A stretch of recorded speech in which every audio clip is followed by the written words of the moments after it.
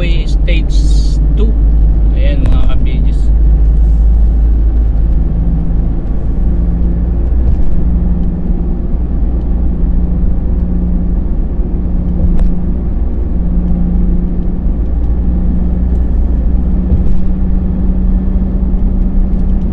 Okay, tuloy-tuloy lang tayo. Skyway tayo mga ka-videos. Dito tayo sa mga part ng ano na ba to?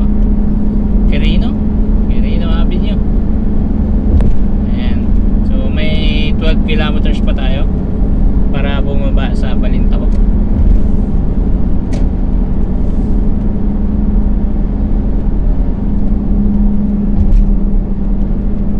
Oh, dito na pala tayo sa may part ng Mandaluyong.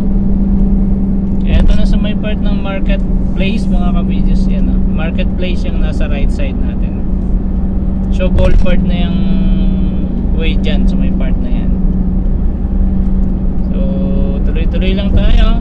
Marketplace. Ayan, sakop yan ng Mandaluyong City. Okay, tuloy-tuloy lang.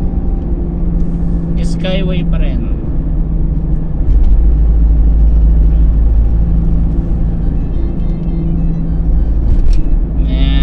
Tuloy lang tayo mga ka-videos. Dito tayo sa may part ng Skyway. So maluwag pa rin. Ayan, November 4. Ayan mga ka-videos. Bukas ay Independence Day. Bakit Independence Day? Birthday ng wifey ko. Bawal pumasok. Advance happy birthday. Ayan, kailangan natin kumita ng pang birthday natin bukas at iba pa. Ayan. So 60, maximum of 60 daw dito. Dito na tayo sa may part ng SM City Santa Mesa. Ayan mga ka-videos, yan yung SM City Santa Mesa. Kung nakikita nyo yan. Ayan. Ayan. O, diba? O, ha? So, tuloy-tuloy lang tayo.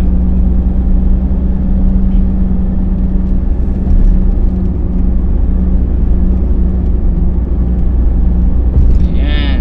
Ayan mga bagong tayong condo dito mga ka-videos. Ilan ba ang laman yan? Isang buong barangay ang laman yan mga ka-videos. Panalo ang barangay, o, di ba?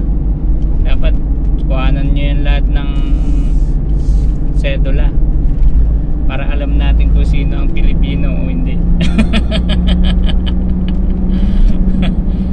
Ayan. Ay, naka pagod.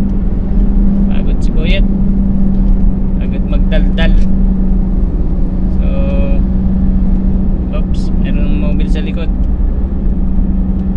Dito na tayo sa may part ng ano to, pag-akit mo dito. Yan, Santa Mesa entry siguro yan. Kasi Santa Mesa yun, SM Santa Mesa yun nandun eh. Ito tayo, sunod tayo kay kuya. Uy, sobra-sobra naman yung takbo mo. 60 km/h lang dito po. Sige.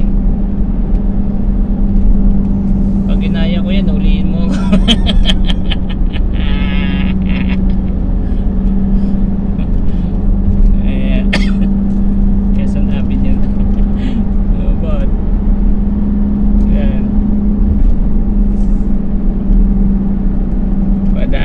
Padaanin nyo, wawang-wangan ka dyan.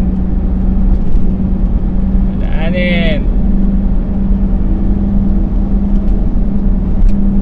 Ngayon, Quezon Avenue na to mga ka-videos. Ayan, Quezon Avenue. So malapit-lapit na tayo. Meron pa tayong tatakbuhin 24 kilometer.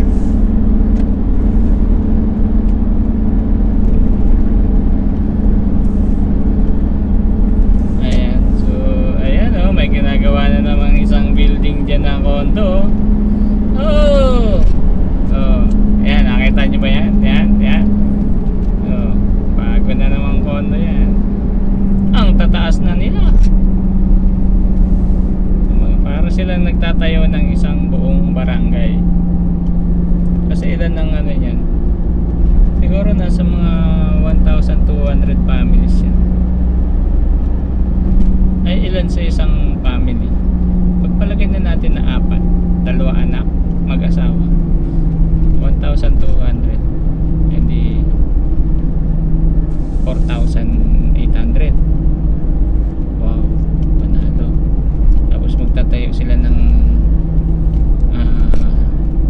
grocery sa baba, tsaka mineral station. Ayan. Tapos may parking. Bayad ng parking nila 1,500 o 5,000. I'm not sure. Ayan. Tapos meron silang daily juice para sa maintenance. Ayan. So nagpaparent sila if ever na hindi sila titira doon, 12,000 to 25,000 depende sa lugar. Ayan. Okay, so tuloy-tuloy tayo. Ano na tayo? Bakit nasa 60 km/h tayo? Lahat ba tayo matitino? Lahat ba tayo disiplinado? Ay, malapit na tayo sa toll gate pala. Kailangan na naman nating pitikan ang ating gastos dito. Magkano yun? 212 at saka dito ay baka mga 129. May 280 pa. Oh, may loading station pala dun sa gilid.